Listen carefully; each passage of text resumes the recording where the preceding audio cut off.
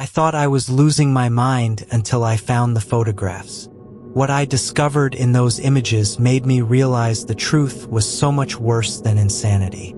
This happened 3 months ago, and I still can't sleep without checking every window in my house twice. I'm James, 28, and I work as a wildlife photographer. I spend most of my time alone in remote locations, so I'm used to solitude. I'm used to the sounds of the forest, the feeling of being watched by curious animals, and the way your mind can play tricks on you when you're isolated for days. But this was different. This was something I'd never experienced before, and honestly, I'm not sure I ever want to experience it again. The assignment seemed straightforward enough. A Nature magazine wanted shots of the old-growth forest in the Pacific Northwest for a conservation piece. The location was about 6 hours from Seattle, accessible only by a logging road that hadn't been maintained in over a decade. Perfect for the kind of pristine wilderness shots they were looking for. I packed my usual gear, cameras, lenses, camping equipment for a week-long stay. The magazine had arranged for me to use an old ranger station that had been abandoned since the 1990s. It was supposed to be rustic but functional, with basic amenities and, most importantly, electricity to charge my equipment. The drive up was beautiful. Dense forest on both sides, the kind of towering pines that make you feel like you're in a fairy tale. But as I got deeper into the mountains, something started to feel off. I couldn't put my finger on it at first. Maybe it was just the isolation, or the way the trees seemed to close in around the narrow road.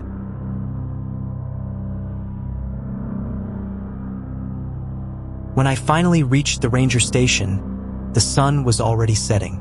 The building was exactly what I'd expected. A small log cabin with peeling paint and windows that looked like they hadn't been cleaned in years. But it was sturdy, and when I tried the key they'd given me, the door opened without any trouble. Inside, everything was covered in a thin layer of dust, but it was clear someone had been maintaining the place. The electricity worked, there was a small refrigerator that hummed to life when I plugged it in, and the beds had clean linens. Someone had even left a welcome note on the small kitchen table with instructions for the generator and emergency contacts. I spent the evening unpacking and planning my shots for the next day. The magazine wanted a variety of images, wide landscape shots, close-ups of old-growth bark patterns, wildlife if I could manage it. I set up my equipment and went to bed early, excited to start shooting at dawn when the light would be perfect.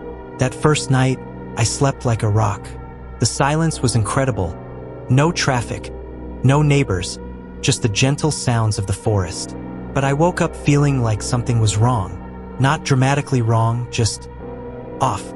Like when you wake up and can't remember if you locked the front door. I made coffee and checked my equipment.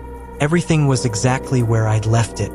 I told myself I was just adjusting to the new environment and headed out to start shooting. The morning light filtering through the canopy was absolutely perfect. Exactly what I'd hoped for. I spent the entire day working, moving through the forest with my camera, capturing the massive tree trunks, the way the light played through the leaves, the incredible sense of scale you get when you're surrounded by trees that are hundreds of years old. I was completely absorbed in my work, in that zone photographers know where everything else fades away. But every so often, I'd have this strange feeling that I was being watched. Not by animals, I'm used to that. This felt different, more intentional. I'd turn around, scan the trees, but never see anything. Just that persistent feeling that eyes were on me. By the time I made it back to the ranger station, I had hundreds of shots and was feeling pretty good about the day's work. I uploaded the images to my laptop and started going through them, flagging the best ones for editing. Most of them were exactly what I'd expected, beautiful forest scenes, perfect for the magazine's needs. But then I noticed something strange. In one of the wide shots I'd taken around midday, there was something in the background that didn't belong. At first, I thought it was just a trick of the light, maybe a shadow that looked like something it wasn't. But when I zoomed in, enhanced the image, I could see it clearly. It was a person, standing about 50 yards behind where I'd been shooting, partially hidden behind a large pine tree, just standing there watching me work. I stared at the image for a long time, trying to remember if I'd seen or heard anyone while I was shooting. I hadn't. The forest had been completely silent except for the occasional bird call. I checked the timestamp on the photo. 12:47 p.m. I could remember taking that shot. It was of a particularly impressive Douglas fir with interesting bark patterns. I'd been completely focused on the tree, adjusting my settings, trying to get the perfect composition. If someone had been watching me, they'd been completely silent. I told myself it was probably just a hiker. Even though this area was pretty remote, it wasn't impossible that someone else might be out there. Maybe they'd seen me with my camera equipment and were just curious. People do that sometimes. They see a photographer working and want to watch the process. But something about the way the figure was positioned bothered me. They weren't just happening to walk by. They were standing perfectly still, clearly watching me, and they'd managed to stay completely hidden until I reviewed the photos. That takes effort. That takes intention. I went through more of the photos from that day, looking more carefully at the backgrounds. In a shot I'd taken around 2 p.m., I found another figure. This one was closer, maybe 30 yards away, but still partially concealed behind trees. Same person or someone different. It was hard to tell from the distance and the way shadows fell across the figure. The more I looked, the more unsettled I became. I started going through every single photo I'd taken that day, examining them carefully. By the time I finished, I'd found the mysterious figure in 7 different shots, taken over the course of about 3 hours. Always watching, always hidden, always perfectly still. I tried to rationalize it. Maybe it was a park ranger checking on me from a distance. Maybe it was a local who was curious about what I was doing. Maybe it was another photographer who was too shy to introduce themselves. But none of those explanations felt right. The behavior was too deliberate, too predatory. That night, I made sure to lock the door to the ranger station. I'd never felt the need to do that before. I mean, who's gonna bother you in the middle of nowhere? But now I couldn't shake the feeling that I wasn't alone out here, that someone was watching, waiting, studying me. I tried to sleep, but every sound made me jump. The old building settled and creaked in ways that seemed louder than they had the night before. Tree branches scraped against the windows in the wind. An owl hooted somewhere in the distance. Normal forest sounds, but they all seemed threatening now. Around 2 a.m., I heard footsteps outside. Not the random sounds of an animal moving through the underbrush, but deliberate, measured footsteps. Someone walking slowly around the building. I lay in bed, holding my breath, listening as the footsteps circled the entire ranger station. I wanted to look out the window, but I was terrified of what I might see. Or worse, terrified that whoever was out there would see me looking. So I just lay there, listening as the footsteps made a complete circuit of the building, then faded away into the forest. The next morning, I told myself I'd imagined it, that the stress of finding those figures in my photos had made me paranoid, made me hear things that weren't there. But when I went outside to check, I found footprints in the soft earth around the building. Boot prints, large ones, definitely human. I should have packed up and left right then. Every instinct I had was telling me to get out of there, to go back to civilization where there were other people around. But I had a job to do, and I'd driven 6 hours to get here. I convinced myself that I was overreacting, that I was safe inside the ranger station. I spent the second day shooting in areas closer to the ranger station, never venturing more than a few hundred yards away. I kept my phone with me, even though there was no signal out here. I told myself it was just precaution, that I was being smart, not paranoid. But the feeling of being watched was stronger than ever. I'd set up to take a shot, and I'd get this overwhelming sense that someone was behind me. I'd spin around, camera in hand, but never see anything. Just trees and shadows and the growing certainty that I was not alone. When I reviewed that day's photos, I found the figure again. This time, they were much closer, maybe 20 yards away. Close enough that I should have sensed their presence, should have heard them moving through the underbrush. But I hadn't. They moved like smoke, like they were part of the forest itself. And there was something else. In the clearest shot I had of the figure, I could make out more details. They were wearing dark clothing, but it wasn't hiking gear. It looked more like military fatigues or hunting camouflage, and they were carrying something, a bag or pack of some kind. I enhanced the image as much as I could, trying to make out their face, but it was always in shadow or turned away from the camera. It was like they knew exactly where I was pointing my lens and positioned themselves to avoid being clearly photographed. That night, I didn't even pretend to try to sleep. I sat in the main room of the ranger station with all the lights on, my camera equipment packed and ready to go. I decided to leave first thing in the morning, job finished or not. The magazine would have to understand. Around midnight, I heard them again. Footsteps outside, but this time they didn't circle the building. They stopped right outside the front door. For about 5 minutes, nothing happened. Just the sound of my own heartbeat and the knowledge that someone was standing just a few feet away, separated only by a wooden door and a flimsy lock. Then the doorknob turned. Slowly, quietly, like someone was testing to see if it was locked. When it wouldn't open, they tried again, more forcefully. The door rattled in its frame, but held. I sat frozen, camera clutched in my hands, watching the doorknob turn back and forth. After what felt like hours but was probably only minutes, the attempt stopped. I heard the footsteps move away from the door, but they didn't fade into the distance. They moved around to the side of the building where the windows were. I turned off all the lights and crept to the window, careful to stay hidden behind the curtains. A face appeared at the window, just for a second, illuminated by the moonlight. A pale, gaunt face with hollow eyes and an expression that I can only describe as hungry. The person saw me looking and smiled, a thin, cold smile that made my blood freeze. I grabbed my keys and ran for the back door. I don't know why I didn't go for the front door, maybe because I knew they'd be expecting that. I unlocked the back door as quietly as I could and slipped outside, leaving most of my equipment behind. My car was parked about 50 yards from the ranger station. Those 50 yards felt like the longest distance I'd ever traveled. I expected to feel a hand on my shoulder at any moment, to hear footsteps pursuing me. But I made it to the car, got the engine started, and drove away as fast as I dared on the narrow, winding road. I didn't stop until I reached the main highway, and even then I kept checking my rearview mirror. I drove straight through to Seattle, called the magazine to explain that I'd had to cut the assignment short due to a family emergency. I never told them what really happened. For weeks afterward, I tried to convince myself that I'd overreacted, that it was just a strange local person who was curious about what I was doing. Maybe someone who lived off the grid and wasn't used to seeing strangers in their territory. I almost managed to convince myself of that.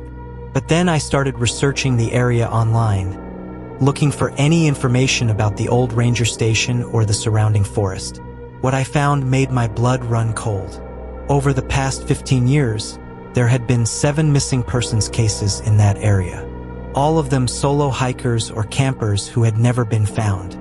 The most recent case was just 6 months before my visit.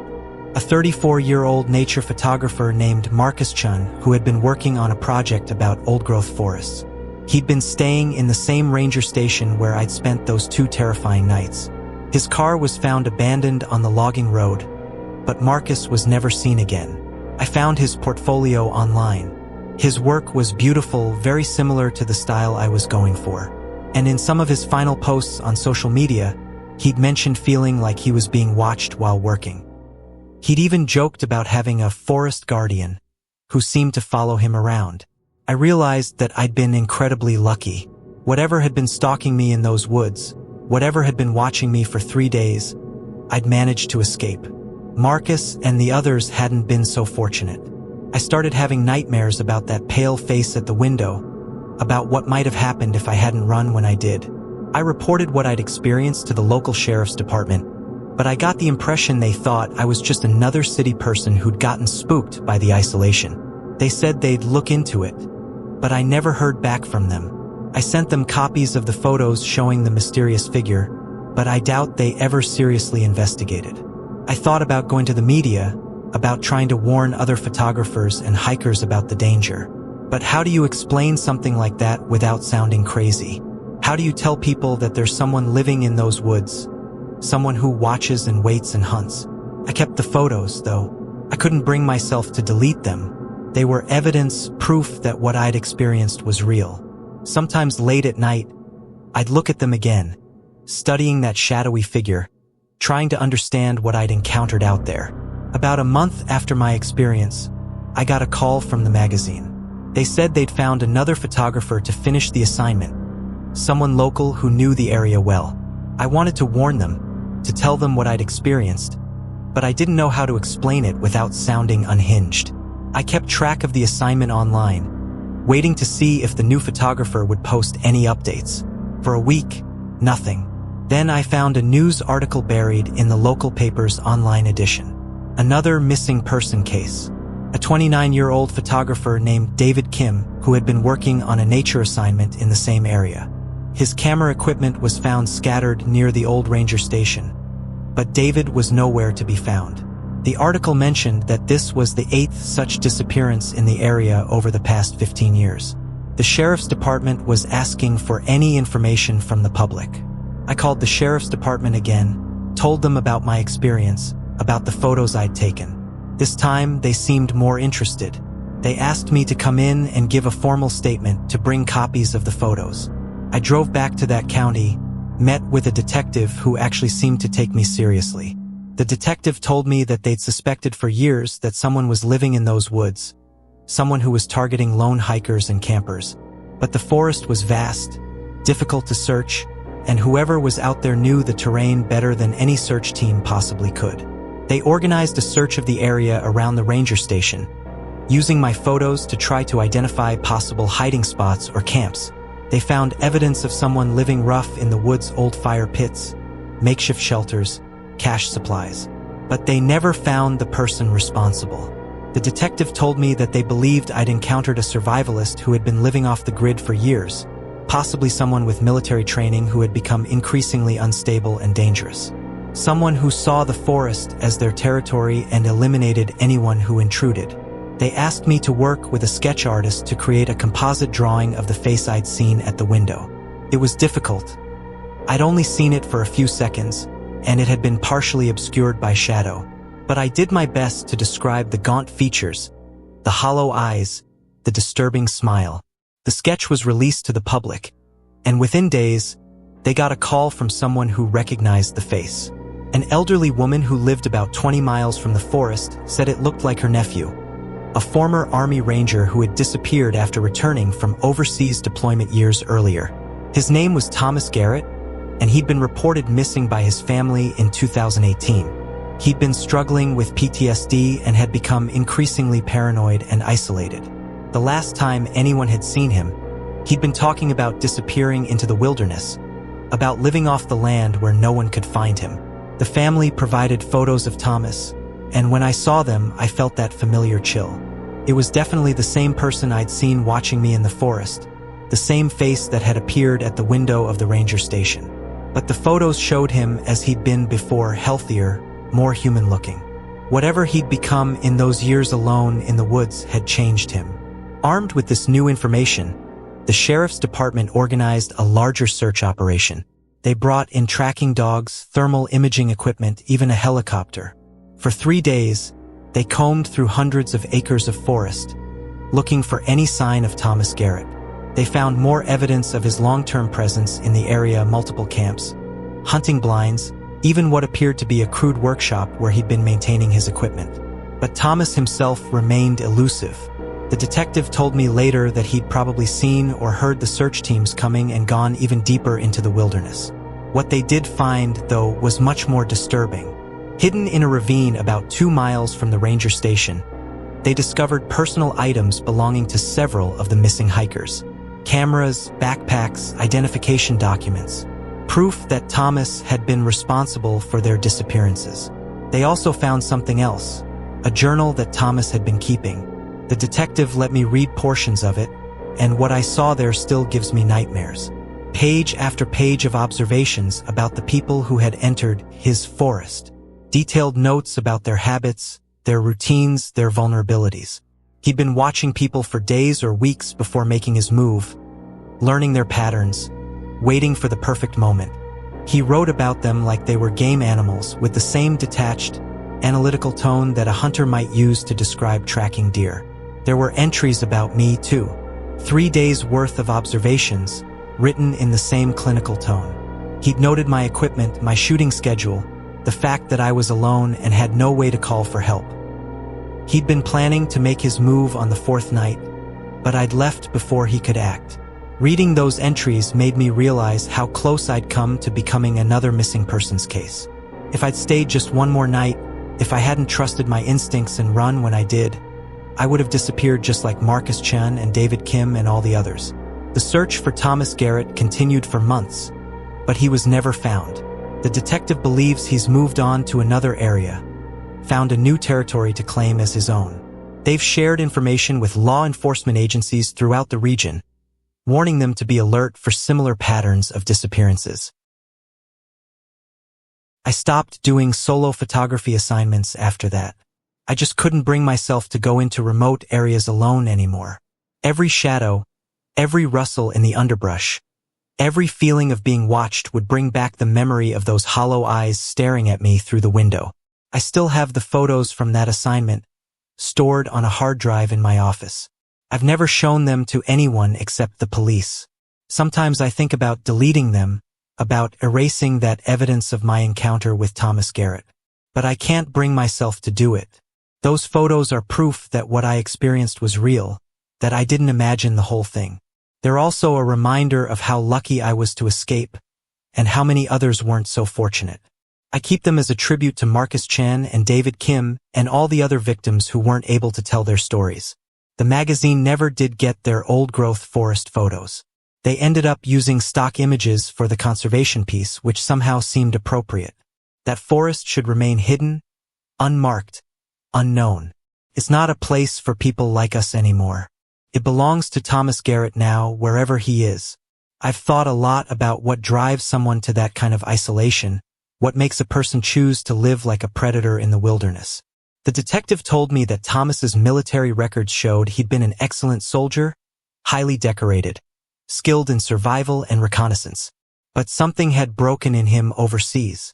Maybe the forest became his way of staying in control, of having power over life and death in a world that had taken away his sense of purpose. Maybe he genuinely believed he was protecting the wilderness from human intrusion. Or maybe he'd simply become something that was no longer entirely human. I still wake up sometimes in the middle of the night, convinced that I can hear footsteps outside my apartment.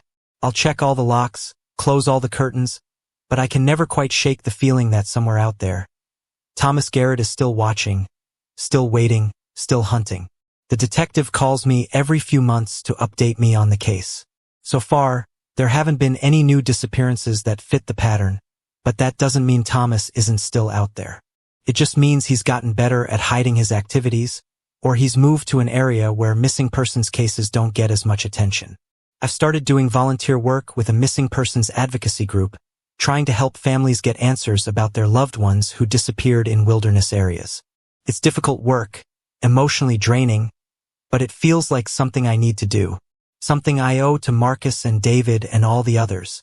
We've identified several other cases across the Pacific Northwest that might be connected to Thomas Garrett or someone like him.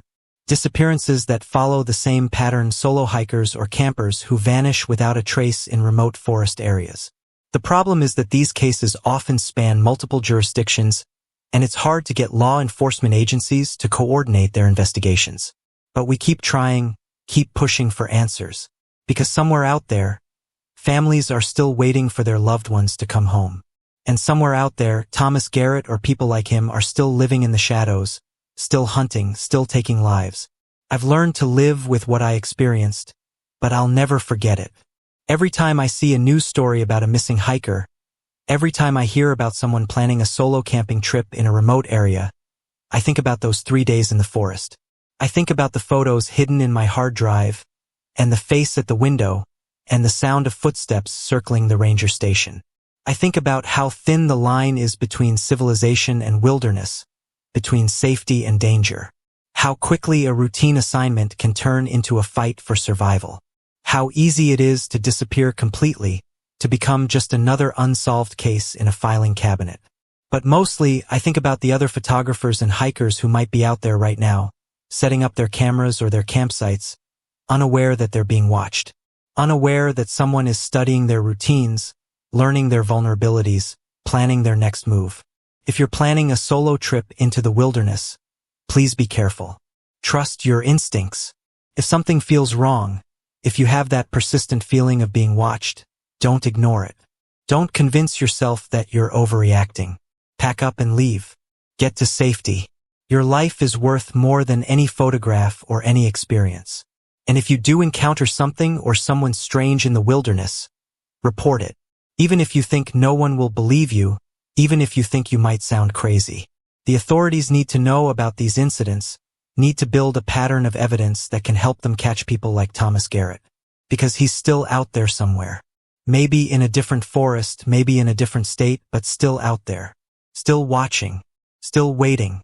Still hunting for his next victim. And the next person who ventures into his territory might not be as lucky as I was. I've shared my story with you not to scare you away from the wilderness. Nature is still beautiful, still worth experiencing, but to make you aware of the dangers that exist. To help you understand that sometimes the most dangerous predators in the forest walk on two legs.